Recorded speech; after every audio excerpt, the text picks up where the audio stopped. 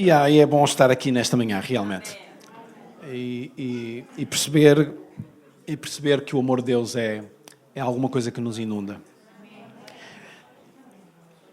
Na sexta eu pude, de alguma forma, trazer até vós um desafio. Hoje fala-se muito sobre igreja. Talvez porque quando eu digo talvez e acho, é só para não ser agressivo. É só para não usar aqui as palavras mais incisivas, no sentido de dizer é assim. Então eu digo o acho e o talvez e penso que é mais numa de ajudá-lo, porque se eu for muito objetivo consigo, às vezes você pode sentir-se um bocadinho, pode colocar-se na defensiva. E eu quero que você corra uma milha comigo. Por isso é que eu uso o acho, penso e essas coisas. A razão pela qual se fala muito hoje em igreja é porque a igreja realmente está a passar um período muito bom, em, como eu dizia, hoje é moda ir a uma igreja, assistir a uma celebração como esta. Hoje as pessoas querem, gostam, interessam-se. E isto é bom, é uma oportunidade para a igreja. Mas também eu creio que a igreja... Hoje a razão pela qual se fala muito sobre a igreja é porque há uma série de coisas que têm que ser desconstruídas na nossa mente. Não é?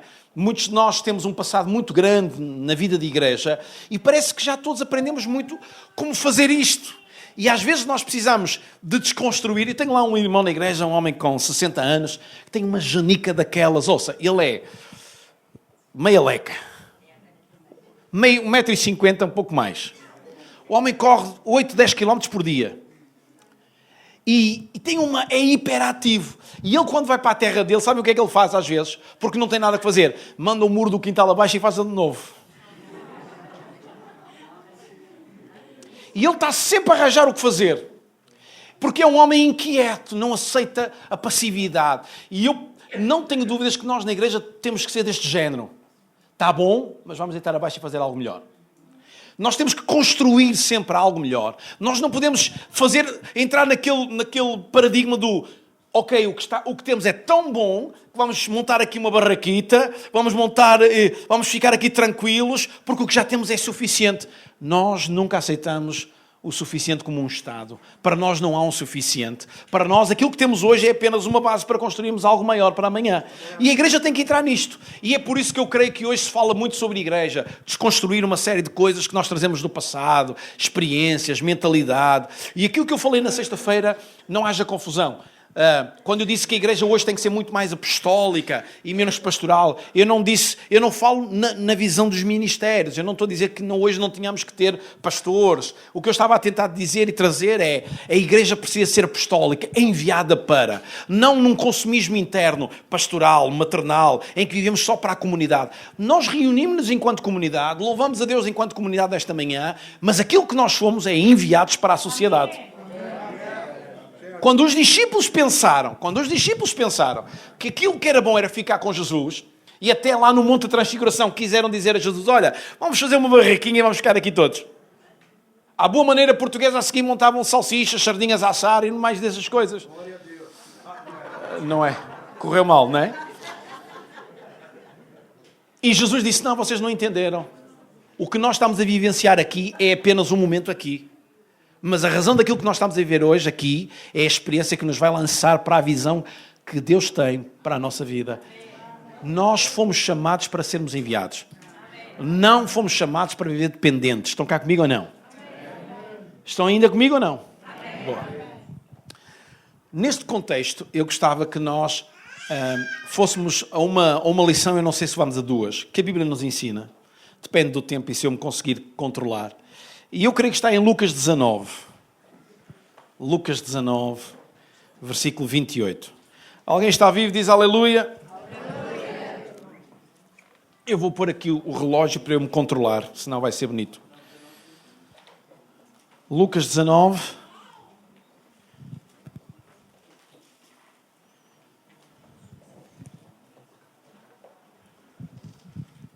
Estão cá? Lucas 19, 28. Disse bem? Não disse? Não tem. Epá, como é que eu fiz? Deixem-me lá. Porque eu não sei por que razão não escrevi. Tenho aqui o texto, mas não tenho.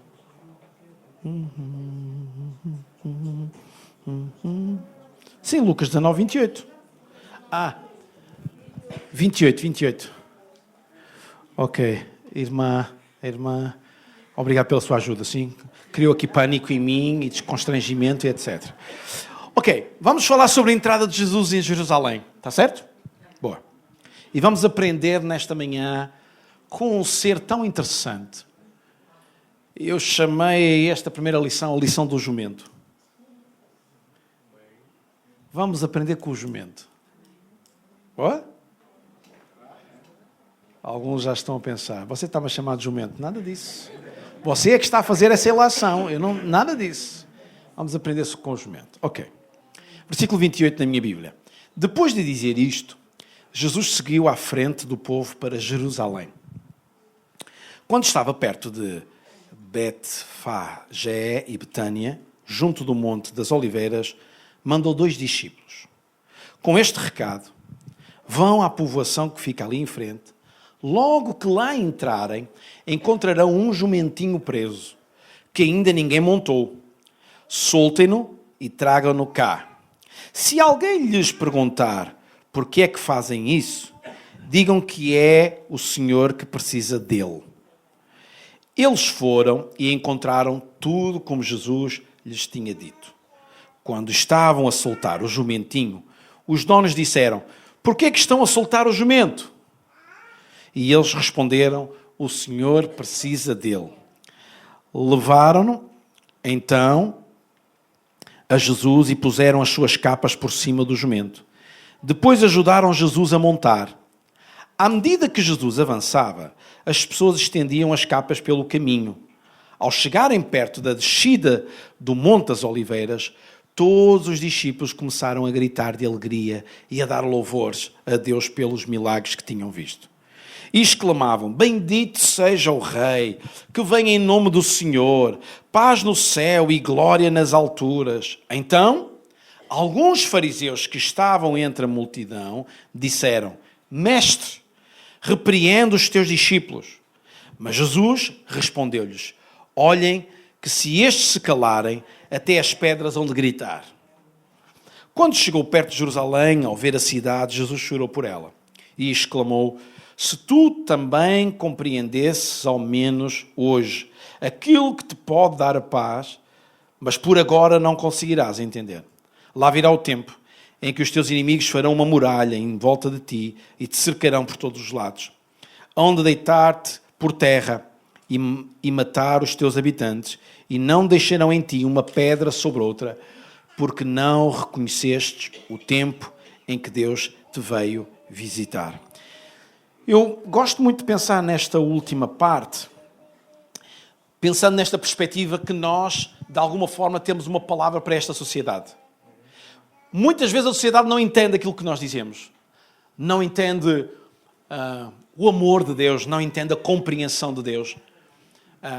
Mesmo que muitas vezes aconteça aquilo que eu até falei na sexta-feira, que é Deus comunica com as pessoas e as pessoas não entendem a voz de Deus. Eu até usei o exemplo da mulher samaritana, não é? Ela disse: eu sei que há de vir um, não é? E esse um estava à frente dela e ela não entendia. E muitas vezes a sociedade não entende aquilo que nós queremos trazer.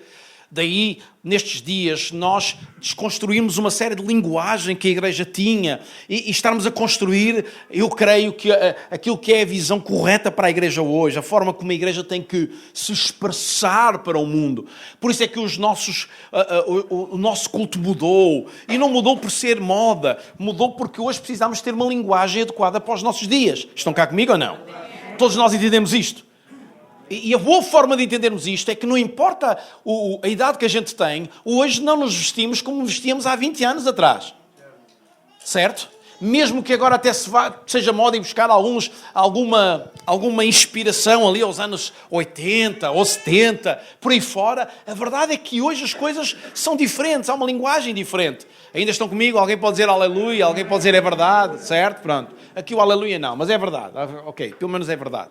Hoje as coisas estão diferentes. Correto? Hoje os homens voltaram à barba. O pessoal deixa crescer a barba, não é?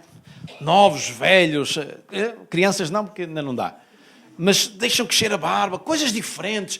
Hoje percebemos que é moda uma série de coisas que já deixaram de ser moda. Então, a linguagem hoje mudou. E a igreja tem que acompanhar isto. A igreja tem que ser contemporânea naquilo que expressa.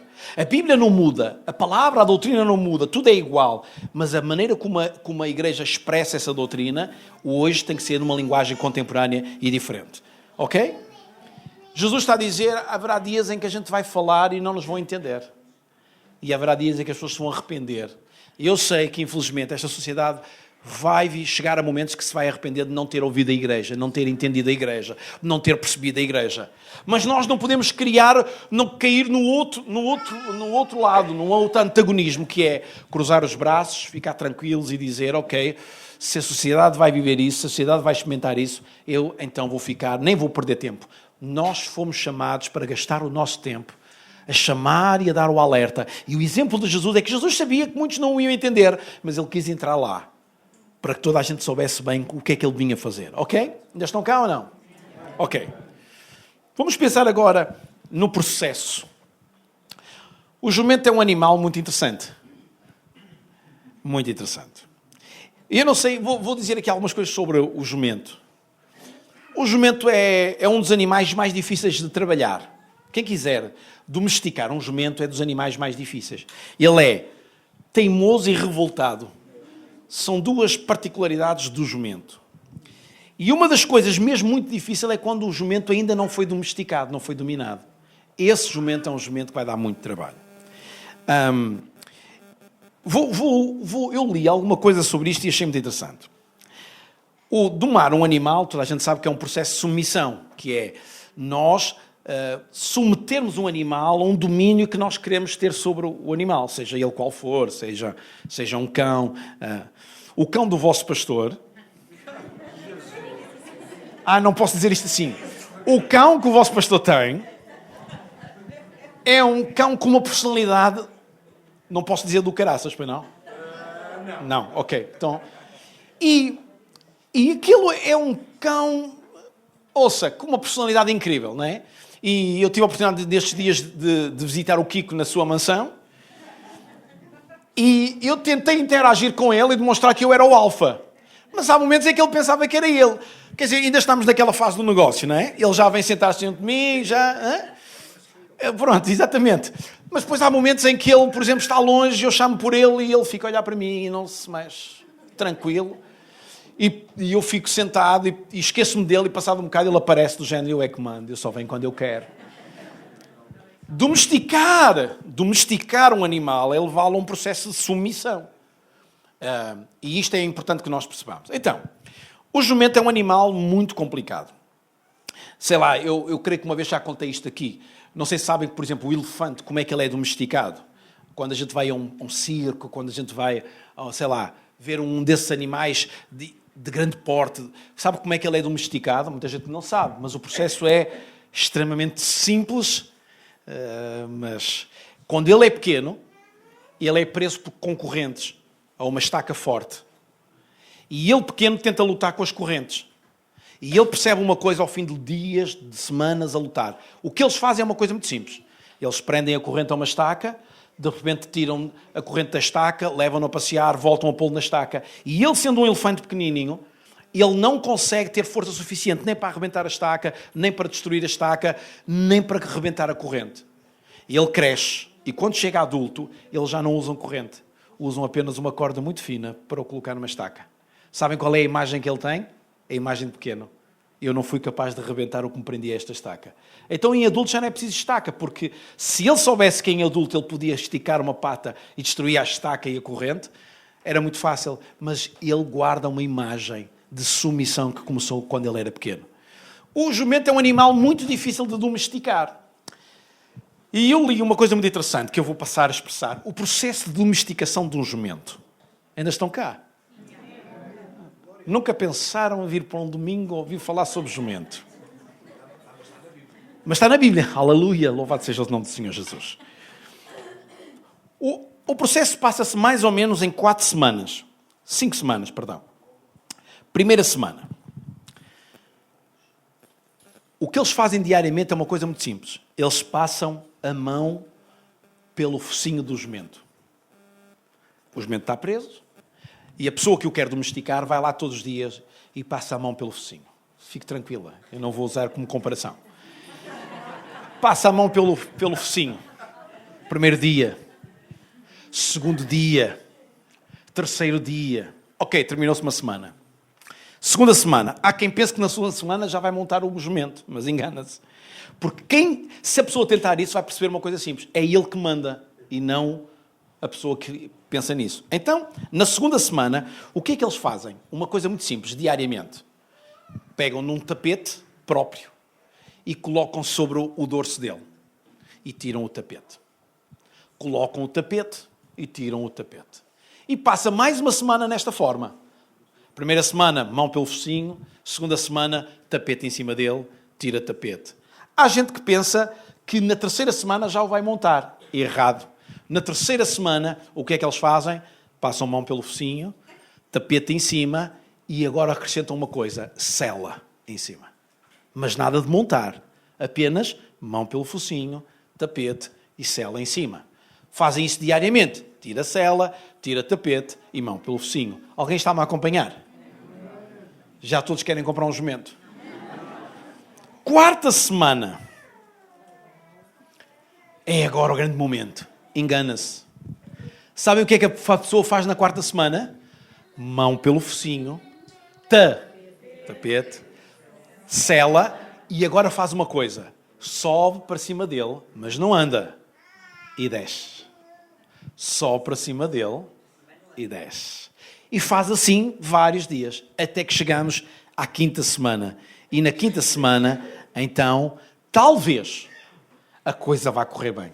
Porque uma das coisas que o jumento dizem, não sei se é mesmo assim, é que se ele entender que há um processo de tentar submetê-lo, ele vai abortar. E é possível que à quinta semana, se ele entender que vai ser domesticado, então ele aborta o processo. E tudo tem que voltar ao início e provavelmente nunca mais terá sucesso. É por isso que há alguns jumentos que são abandonados. É impossível domesticá-los. São animais de muita dificuldade. Ainda estão cá comigo ou não? Esta história faz-nos pensar, então, percebendo isto, que eu acho que é muito interessante, que Jesus diz que o jumento nunca foi montado. Certo? Que o jumento estava lá preso ao início da cidade e que nunca tinha sido montado. E Jesus diz, vocês vão lá buscá-lo. Ainda estão cá comigo ou não? E todos nós sabemos a história. Diz que Jesus chegou lá, o que é que foi? Puseram um tapete e Jesus subiu para cima do tapete e montou-o. E diz que o jumento o quê? Permitiu que isso acontecesse. E nós, porque somos muito espiritualistas, dizemos, aleluia, o jumento teve uma revelação que aquele era o Filho de Deus. Não é? Também, se calhar, o jumento falar línguas deve ser engraçado. Com aqueles dentes enormes que eles têm, não é? De alguma forma, o jumento entendeu logo que Jesus tinha uma natureza superior à dele. De alguma forma, o jumento entendeu que Jesus era um alfa e ele não era o alfa. Uma das coisas que eu gostava que nós começássemos a compreender nesta manhã é que nós, de uma vez por todas, entendêssemos que a natureza de Jesus é superior à nossa. É mais forte do que a nossa. Há gente que demora uma vida inteira, eu tenho que dizer isto desta maneira, há gente que demora uma vida inteira a entender o que o jumento entendeu em momentos. Há gente que passa uma vida inteira com anos de igreja a lutar com Deus. E Deus a dizer, faz desta maneira. E a pessoa, não pões sela em cima de mim. Não é, já nem é sela. Alguns dizem logo a Deus, nem passas a mão, não é pelo focinho, é mesmo pela cara. Há gente que passa uma vida inteira a lutar com Deus. Há gente que não aceita a natureza mais forte, mais poderosa de Deus sobre ele. Ouça, aquilo que mais impede as pessoas de reconhecer Jesus não é sequer, há pessoas que acham que é uma série de razões que elas tentam inventar, é o orgulho humano. É o orgulho do humanismo, do eu sou capaz, do eu serei capaz, eu tenho capacidade para. Hoje vivemos numa sociedade onde as pessoas adquirem tantas capacidades, onde a mensagem que se passa em qualquer anúncio publicitário é: tu és líder de ti mesmo, tu podes fazer o que queres. E a mensagem que se passa é esta. Como é que você recebe alguém na igreja num momento como este e lhe diz: tu precisas de Jesus, quando a mensagem da sociedade diária é: tu és capaz em ti mesmo, tu não precisas de ninguém, tu vais alcançar, tu és líder de ti mesmo, tu és capaz. A maior parte dos livros que se vendem hoje são livros de motivação pessoal. 12 passos para ser um bem-sucedido. 12 passos para ter um casamento feliz. Não é? E as pessoas, 12 passos, 5 passos, 6 passos, sei lá. Se você escrever um livro de motivação, você vai vender um livro. Menos aqui na igreja, espero eu. Se for de motivação espiritual. É o que estás a escrever, peço desculpa. Ainda estão cá ou não? Você já reparou que aquilo que nós estamos a pregar hoje e estamos a ensinar hoje é uma coisa que a sociedade está exatamente... Se eu quiser ser teológico, eu digo que aquilo que estamos a viver hoje na sociedade é uma mensagem do anticristo. As pessoas não precisam de Cristo. As pessoas em si são autossuficientes. Alguém entende o que eu estou a dizer? Então parece que o trabalho que nos é desafiado, a mensagem que nós temos para trazer a esta sociedade é uma mensagem contrária, antagónica, completamente. E parece que nós vamos ser quase como o Dom Quixote, lutar contra moinhos, a pensar que estamos a lutar contra um exército. Estão cá comigo ou não? Parece que a luta que nos está disposta ou que nos está pela nossa frente é uma luta que nós não vamos ter vitória. É inverosímil, é inconquistável. Eu quero te dizer que há uma coisa que nós temos que começar por entender. A natureza de Jesus é uma natureza mais forte do que a nossa. E a melhor maneira de nós ganharmos esta sociedade é transmitirmos isto de uma forma inequívoca. A natureza de Jesus é uma natureza transformadora, dominadora. E quando nós vivemos desta forma, é impossível. Eu lembro de há uns anos atrás, talvez há 15 anos atrás, mas pelo menos 15 anos atrás, eu lembro de ouvir um pregador e uma mensagem que ele pregou numa conferência lá no Alentejo, e ele disse uma coisa muito interessante e tão simples. Ele vinha de Inglaterra, convidámos para estar connosco, e ele disse alguma coisa assim desta forma: há gente que tenta levar pessoas a Cristo, que grande erro. Há pessoas que tentam levar e arrastar a família a Cristo, que grande erro. E ele disse uma coisa muito simples: levanta Cristo na tua vida de tal forma que ninguém fique indiferente. Como é que a gente faz isso? Não lutando contra aquele que tem uma natureza mais poderosa do que a nossa. Aceitando submeter-nos. Alguém está por cá ou não? Quantos é que costumam ouvir o vosso pastor pregar? Olha, aqui gente que não costuma. Então vocês não vêm à igreja, é isso? Aos cultos, melhor dito. Quantas vezes vocês ouvem palavra de Deus para a vossa vida? Quantas vezes vocês ouvem Deus dizer: o desafio de Deus é este, vamos caminhar por aqui. Eu sei que uma das matérias que vocês ultimamente trabalharam aqui foi sobre paz, verdade ou não? Alguém estava cá? Quer dizer, eu não estava cá, isso aí, você que está cá, não sabe? Estou assustado. Quer dizer que amanhã já todos esqueceram do que eu estou a dizer hoje. Não, amanhã não, se calhar ainda hoje. Ouve. Quem manda é Deus. Quem manda é o Senhor. E uma das coisas que eu queria que você guardasse é: para tudo funcionar, nós precisamos submeter-nos à sua vontade. Há gente que vive uma vida inteira sem se deixar dominar pelo amor de Cristo. Mas tanta coisa o domina. Domina-o a falta de dinheiro.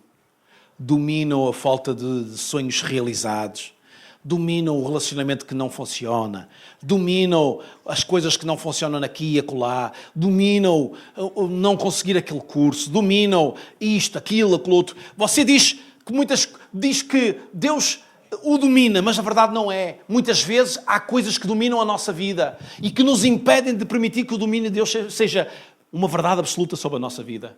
E uma igreja nunca será uma igreja atrativa, com uma palavra para a sociedade, enquanto houver coisas que o dominam em vez de Cristo dominar sobre a sua vida, em vez do amor de Deus dominar sobre a nossa vida.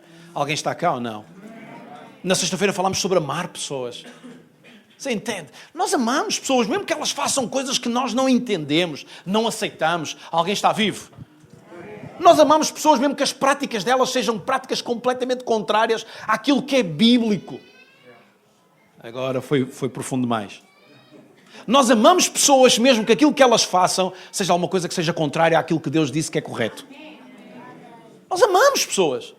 Mesmo que elas pratiquem coisas que estão para além daquilo que nós sabemos que Deus se agrada. Mas o amor de Deus por elas vai constrangê-las a ouvir quem Deus é e qual é a solução.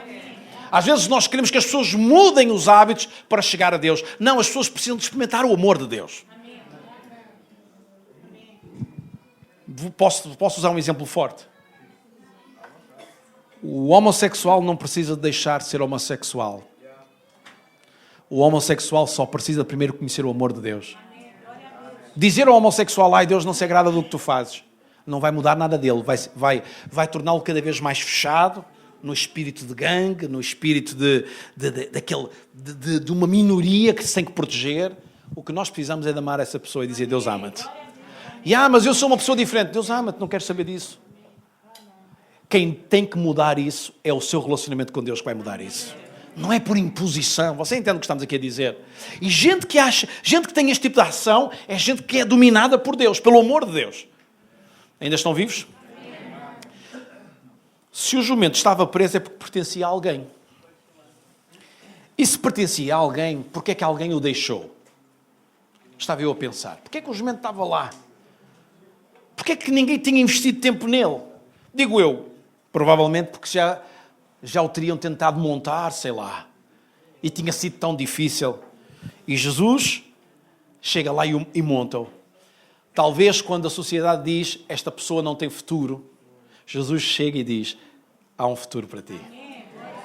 Jesus é o único que... É por isso que eu amo Jesus. E você sabe porque é que eu me sinto mesmo feliz a segui-lo, a servi-lo? Porque eu sinto isto. Jesus olhou para mim e viu o potencial em mim. Jesus olhou para mim e disse, quando ninguém te dá valor, eu dou-te valor. Quando alguém diz, tu não prestas para nada e não serves para nada, eu te dou valor e digo, tu és suficiente para alguma coisa.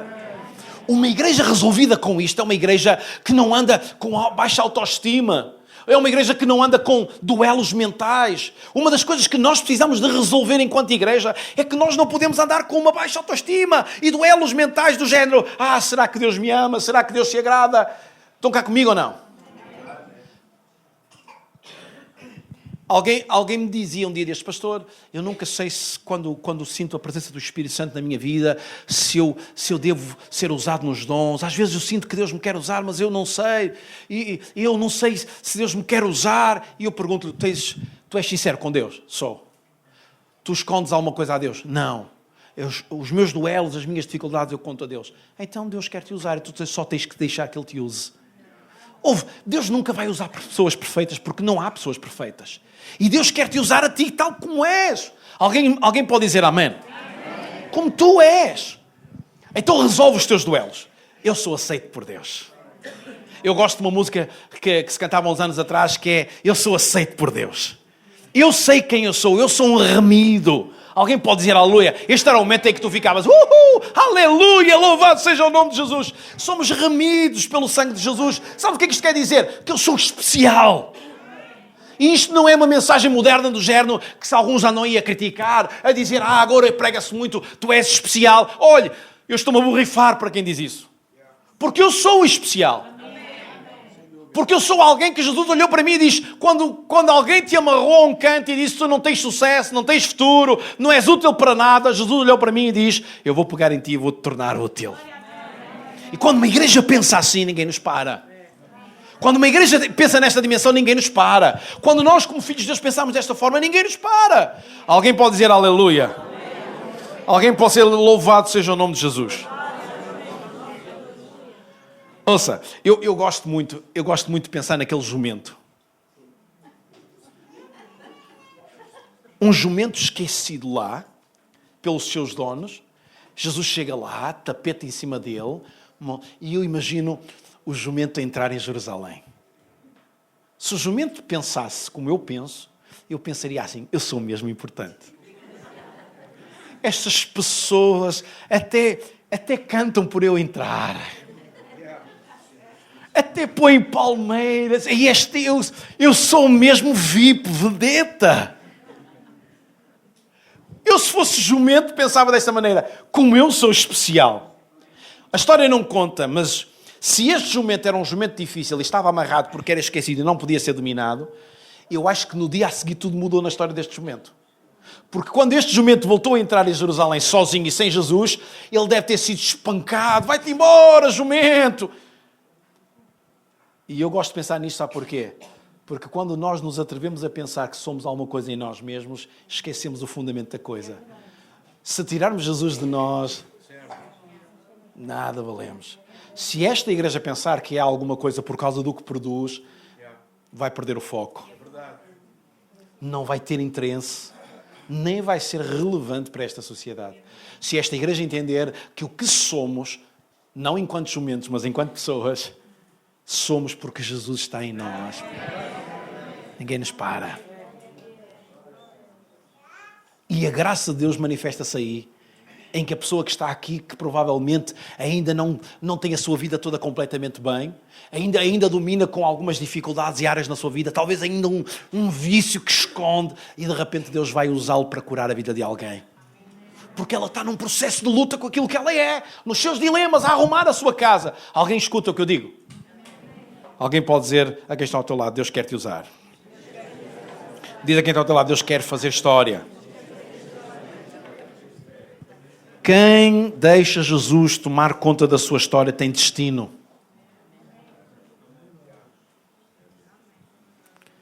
Quem não deixa Jesus tomar conta da sua história vive amarrado e esquecido. Se Jesus mudou a história de um jumento, não pode mudar a nossa.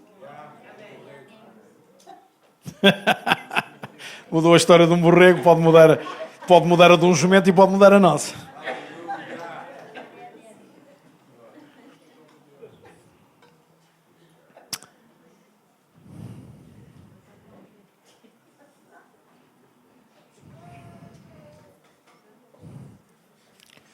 Há uma segunda história que eu gostava de ir lá rapidamente consigo.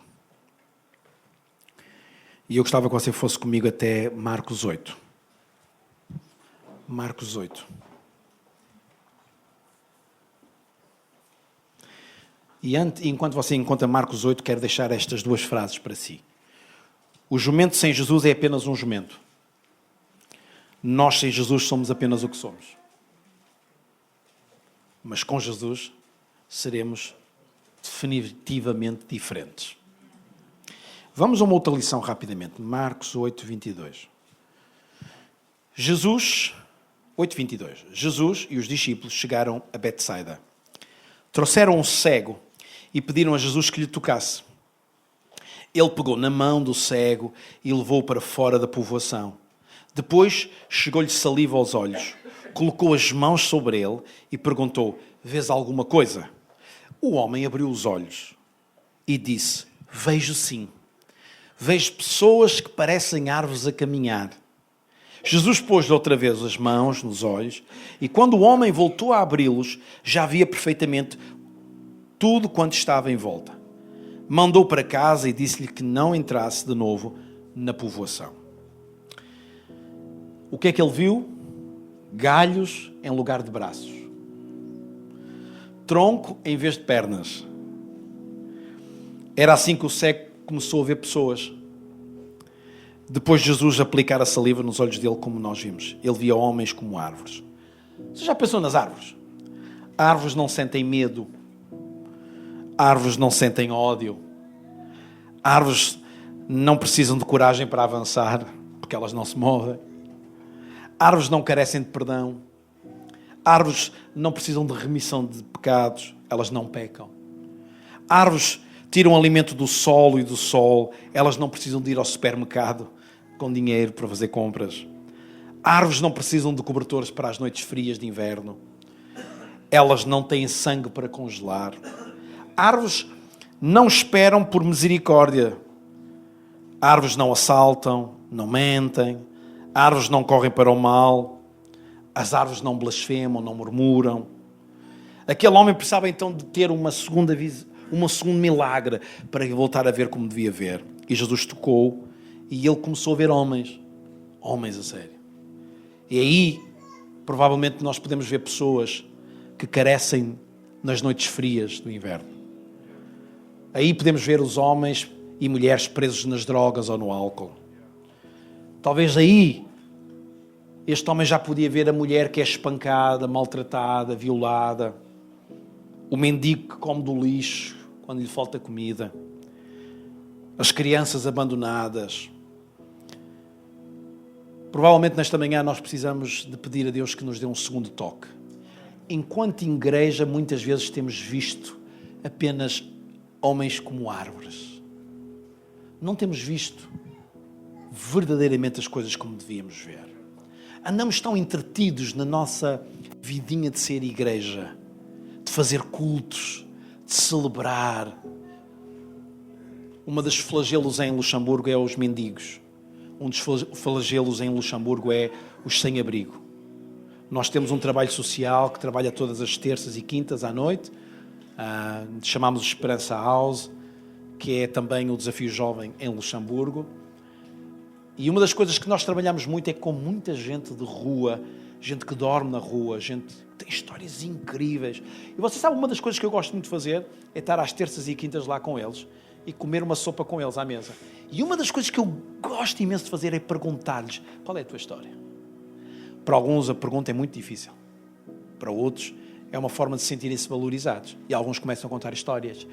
E as histórias são mais incríveis porque os sem-abrigos em Luxemburgo, em grande parte, talvez 50% são portugueses. Depois os outros dividem-se por nacionalidades como países islâmicos, principalmente do norte da África, principalmente também da Turquia, da Roménia, muitos da Roménia. E é muito interessante, né? Porque a barreira linguística se desvanece ali um pouco.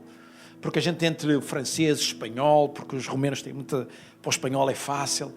E eu só gosto de estar ali sentado à mesa com eles e comer uma sopa com eles e perguntar-lhes qual é a história. E há histórias incríveis. Pessoal que saiu de aldeias de Portugal, que viajou pelo mundo, trabalhou pelo mundo, casaram com filhos e acabam nas ruas de Luxemburgo. Dependentes de álcool, dependentes de drogas, às vezes apenas só com uma autoestima tão baixa que nenhum vício os domina. A igreja precisa de sentar-se com os moribundos da sociedade. E você sabe, os moribundos não significa muitas vezes aqueles que dormem na rua, porque há moribundos dentro de escritórios, dentro de bancos, dentro de gabinetes.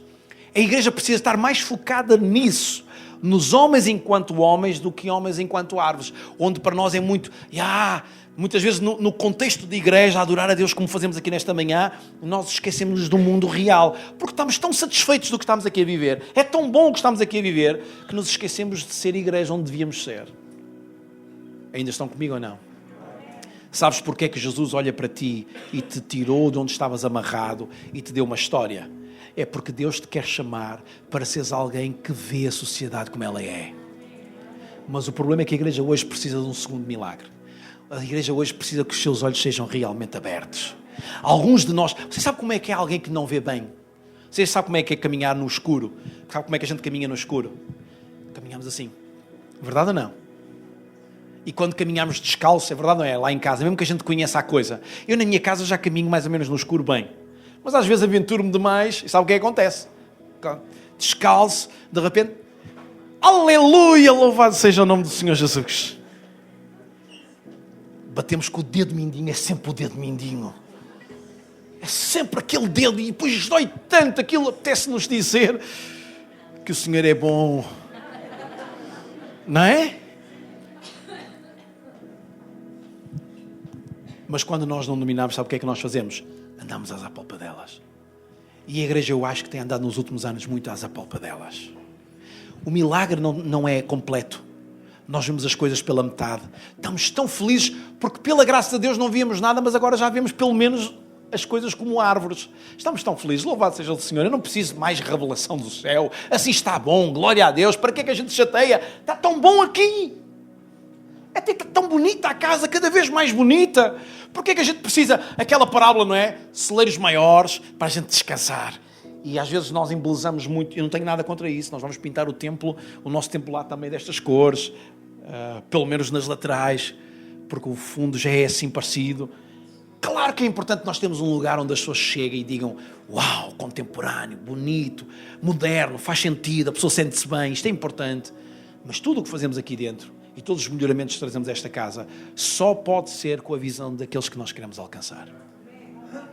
Daqueles que para nós ainda são como árvores, mas que o Senhor vai abrir os olhos para nós vermos. Quando nós chegamos há 3 anos e a nossa primeira função foi tomar conta do Ministério Juvenil, nós fizemos uma viagem até Bruxelas com os jovens e fomos todos de comboio visitar a nossa missão em Bruxelas. E quando caminhávamos nos túneis do metro em Bruxelas, há muitos mendigos aí. E eu lembro de uma jovem que temos connosco, que ela é um doce. E é daquelas pessoas que não consegue passar indiferente. E nós íamos todos a passar, e estavam lá as pessoas, e estávamos a escolher qual era o metro que devíamos apanhar, e ela veio ter comigo a chorar e disse: pastor, temos que voltar ali atrás. E eu: porquê? Eu não consigo passar por estas pessoas que estão ali sem orar por elas. E está ali uma mulher que eu perguntei-lhe, enquanto vocês caminhavam, eu perguntei-lhe se ela queria receber oração. E ela disse que sim. E eu tenho que ir lá, mas eu não tenho coragem para ir sozinha. E nós voltamos para trás, enquanto eles compravam os bilhetes, e ajoelhámos-nos. E ela falou e perguntou à senhora se ela queria receber oração.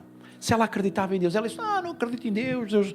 Deus não fez nada por mim, eu estou aqui. E ela disse: mas eu posso só orar por si, posso só pedir a Deus que a faça entender, perceber, aceitar o amor dele.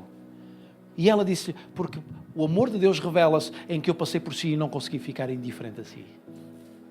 Quando a igreja não conseguir passar mais indiferente, você sabe, o nosso problema é que nós temos este espírito do clubismo, o espírito do, se as pessoas não se enquadraram dentro daquilo que é os nossos modelos e mandamentos e formas de agir. Eu lembro-me de uma igreja assim, eu cresci numa igreja assim. Eu tenho 47 anos na próxima quarta-feira, portanto, se alguém quiser pode me dar os parabéns no Facebook e no Instagram. Mas eu lembro-me de ter crescido numa igreja onde as pessoas à entrada eram avaliadas pelo porteiro e podiam entrar ou não podiam entrar. E eu lembro-me quando eu comecei o meu ministério, estava lá em cima e num culto, um porteiro chamou-me e eu desci, pensei que tinha acontecido o fim do mundo. E ele disse: pastor, está ali alguém, não quis incomodar o pastor presidente, chamei-o assim, está ali alguém que não pode entrar. E eu disse: não pode entrar porquê? E ele disse: porque não está convenientemente vestido para entrar. E eu lembro que disse-lhe a ele: então acho que eu vou ter que sair. A igreja, estou a usar uma expressão forte para dizer uma coisa simples. As pessoas não têm os jumentos, deixa eu usar assim, os jumentos desta vida a quem Deus dá valor não têm que percorrer os nossos caminhos e os nossos preceitos. Se Jesus lhe dá valor, nós só temos que amá-los e dar-lhes o valor que Jesus dá. Mas o nosso problema é que nós vemos o milagre pela metade. Para nós já chega a ver pessoas que são como árvores.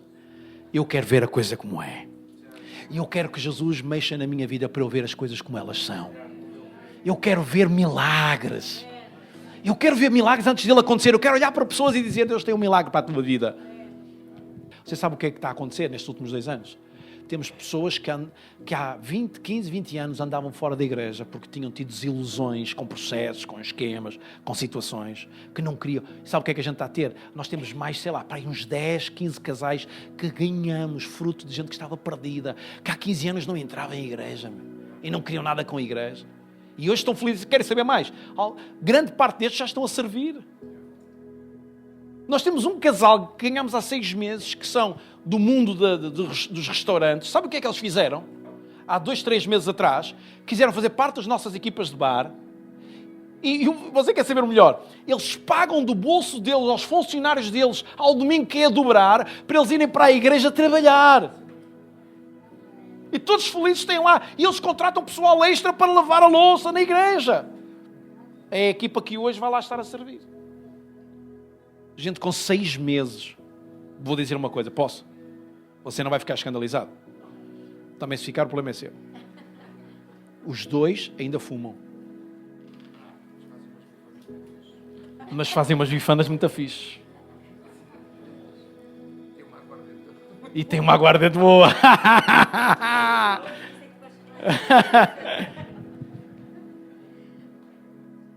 Se víssemos homens como árvores, sabe como é que nós íamos ver?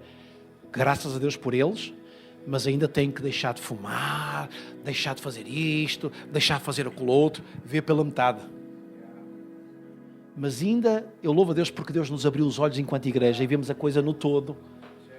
Nós não estamos a ver eles hoje, nós estamos a ver onde Deus os quer levar. E para isso é preciso nós corrermos uma milha com eles. Então nós tivemos que, enquanto igreja, pedir a Deus, abre os nossos olhos.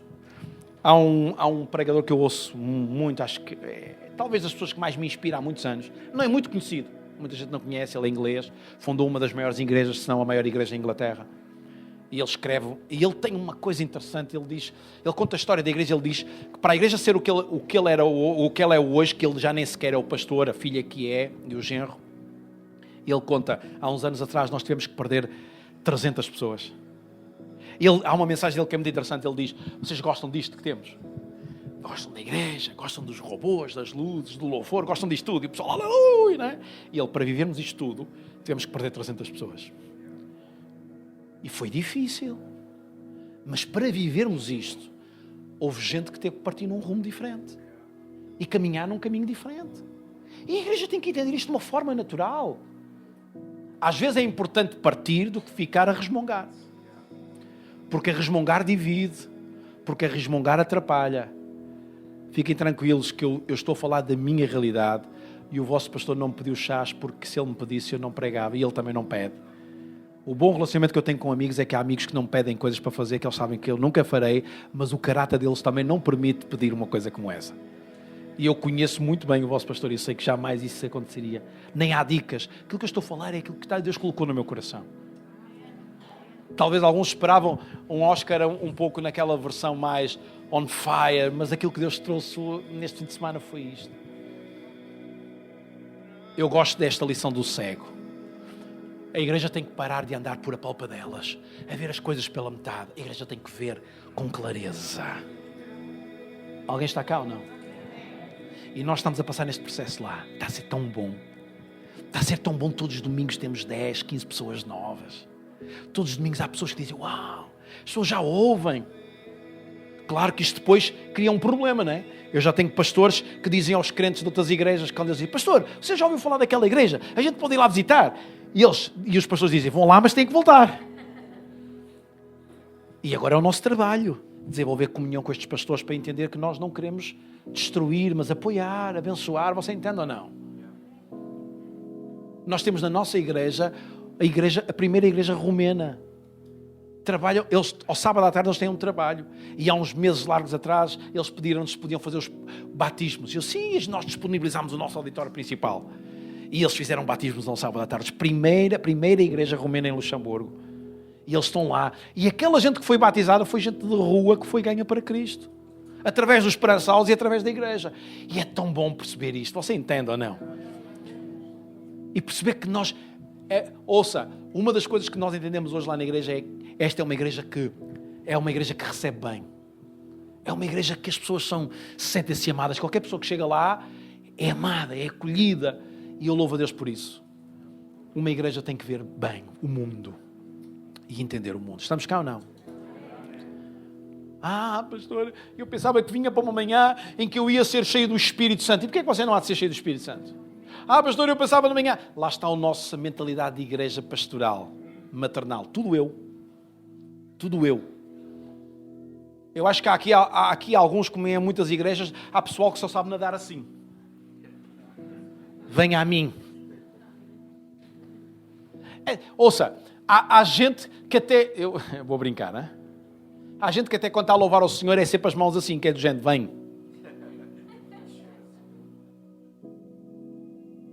Eu gosto muito de pôr a mão assim. Né? Conta comigo e o que eu puder dar, eu vou dar. Eu não quero... Eu estou mais interessado em poder dar do que em receber. E há gente que vem para os cultos apenas para receber. O culto é um lugar onde a gente dá reconhecimento, mérito àquele Deus que fez a história da nossa vida, que olhou para nós e disse, tu és útil. Alguém está cá ou não? Se uma igreja pensar assim, vai começar a ter no seu lugar pessoas que vêm de mundos muito complicados, com histórias muito complicadas. Aí isso vai dar trabalho? Pois vai. Aí isso vai incomodar-vos muito? Pois vai. Estão cá comigo ou não? Nós estamos... Ouça, eu e a minha mulher estamos... Nós chegamos a receber pessoas num domingo, pela primeira vez, que nessa semana às vezes querem já falar connosco, que estão às portas do divórcio. Porque os crentes disseram, olha para o teu problema, quando eles lá vão muito porque pessoas os levaram lá. E aconteceu já casos do género, falem com o pastor, eles vão ajudar-vos a perceber Deus na vossa vida e a ajudar-vos na história. E há pessoas que às vezes chegam lá, estão no primeiro domingo, nem receberam Jesus, apenas só estiveram lá, cumprimentam-nos no fim e dizem logo, será possível a gente falar? Disseram-nos que vocês estavam disponíveis para a gente falar a carência que as pessoas hoje têm. E a igreja precisa de desenvolver esta vertente. Estão cá? Alguém pode ficar de pé?